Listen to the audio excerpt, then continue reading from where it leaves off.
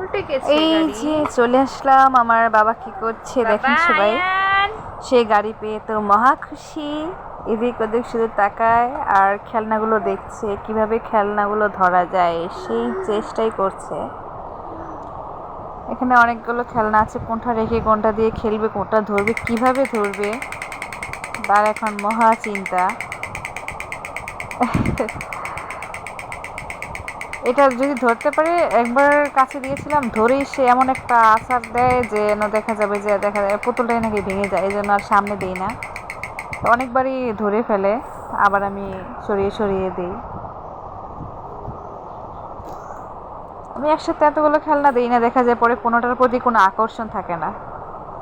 আজকে হঠাৎ করে সবগুলো খেলনা বের করছি, দেখে তার মাথায় নষ্ট। আরও খেলনা আছে, আপাতত এগুলোই বের করছি, এগুলো উঠে রাখবো, এক একদিন এক একটা দিব আর কি। বাচ্চাদের একদিন এক একটা দিলে ওইটার প্রতি একটা আকর্ষণ থাকে। সে এখন বল নিয়ে খেলা করছে।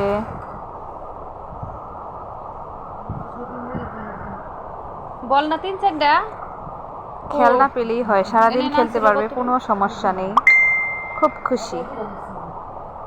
একটু ক্ষুধা লাগলে কান্নাকাটি করবে, কোনো সমস্যা হলে একটু কান্নাকাটি করবে, আর তা না হলে খেলনা দিয়ে সারাক্ষণ খেলবে। মাশাআল্লাহ।